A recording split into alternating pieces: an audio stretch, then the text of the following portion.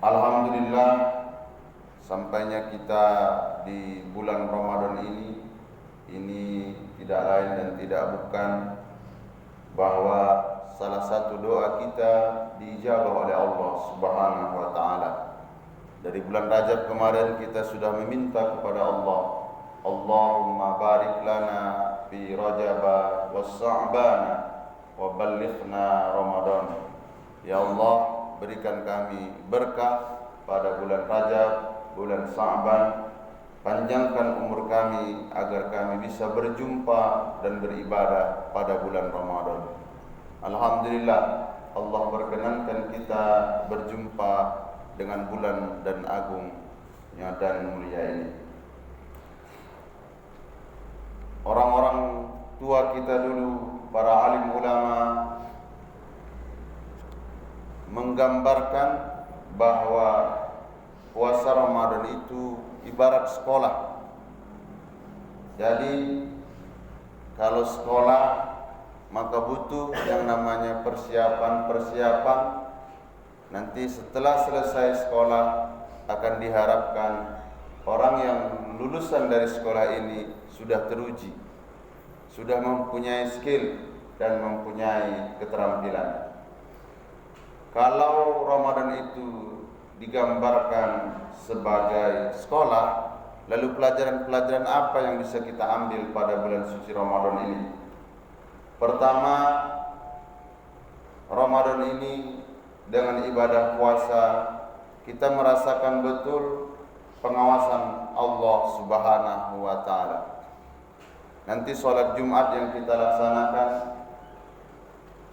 tidak lama, kurang lebih sekitar 15 menit saja. Selama 15 menit itulah kita merasakan kehadiran Allah Subhanahu wa taala. Gatal segatal-gatalnya, tak sanggup kita menggaruknya secara berlebihan.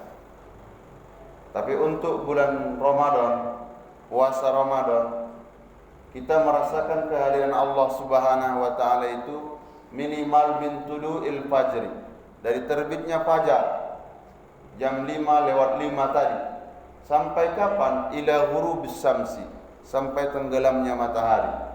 Selama masa itu, maka selama itu pula lah kita merasakan berada dalam pengawasan Allah Subhanahu wa taala. Letih kita rasakan, lelah kita rasakan, lapar kita rasakan, haus kita rasakan, tapi kita tak sanggup meminum air. Kenapa? Apakah air itu haram? Tidak sanggup makan, apakah makanan itu juga haram? Bukan. Karena kita merasa ada pengawasan Allah Subhanahu wa taala. Jadi minimal dari waktu terbitnya matahari sampai tenggelamnya matahari, masa itu kita merasa berada pada pengawasan Allah Subhanahu wa taala. Kalau kita tidak merasa, mudah saja masuk kita ke rumah. Di dalam rumah kita ada kamar, kita kunci, makan kita, minum kita sepuas-puasnya. Tidak ada yang tahu. Tapi apakah itu dilakukan bagi orang yang berpuasa Ramadan? Tidak. Kenapa ia tidak lakukan? Karena ia merasa berada pada pengawasan Allah Subhanahu wa taala. Yang kedua, di bulan Ramadan ini kita dikenalkan dengan wabil ashari hum yastaghfirun, makan sahur. Makan sahur ini bisa kita mulai jam 3, jam setengah 4, jam 4. Apa hikmahnya? Kalau di 11 bulan yang lalu bangun kita, tapi bukan kita untuk gunakan ibadah, tapi di bulan ini otomatis ketika kita bangun sahur, makan sahur, di situ ada dianjurkan wabil ashari hum yastaghfirun, memperbanyak istighfar. Nah, disinilah kita dibanggakan Allah di antara para malaikat-malaikatnya, para makhluk-makhluknya yang suci. Ada hambaku pada bulan agung dan mulia, mereka bukan hanya sekedar sibuk memikirkan perutnya, tapi di tengah malam mereka terbangun, lisan mereka, bibir mereka tidak pernah henti-hentinya, selalu basah memohon ampun akan segala salah dan dosa-dosanya. di mana orang lain tidak tahu, yang tahu hanya aku dan hambaku. Yang terakhir yaitu berbagi. Dalam beberapa seminar, yaitu untuk mengatasi bahwa tidak terjadi kelaparan di satu desa atau provinsi atau satu negara. Ternyata seminar itu tidak berhasil. Kenapa? Pematerinya dalam keadaan kenyang, panitianya dalam keadaan kenyang. Tidak bisa dia merasakan apa yang ia sampaikan. Tapi Islam bukan hanya sekedar teori. Mulai jam subuh tadi kita sudah tidak makan. Sekarang ini sudah terasa nih, tenggorokan itu sudah terasa nih. Hausnya dahaganya. Perut pun sudah kita pegang sedikit, memang sudah keroncongan. Islam tidak mengatakan lapar itu begini, tidak. Supaya kalian tahu lapar itu puasalah. Nah, kalau sudah kita sadar bahwa sakitnya puasa itu, bahwa sakitnya lapar itu memang sakit betul, melilit rasanya perut itu. Begitu pula sakitnya kalau misalnya kita tidak minum. Tapi kita ada batasnya, limited, punya batas. Kapan batasnya?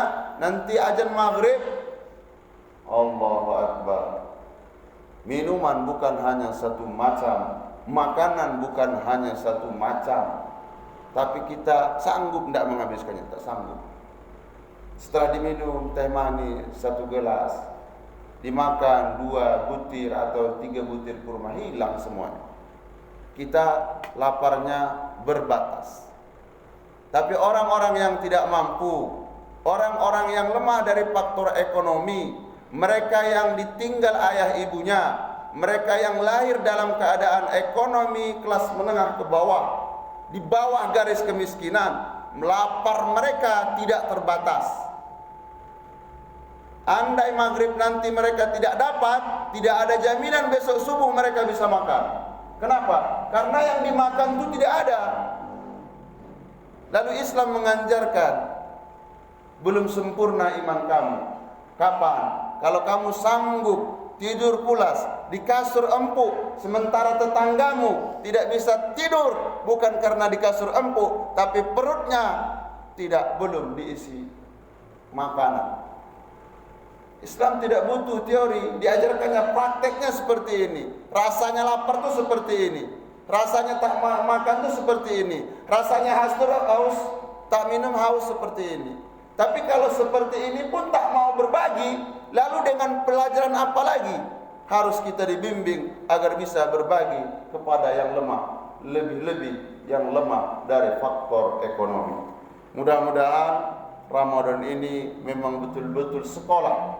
Nanti setelah lulus kita dari madrasah ini akan teruji.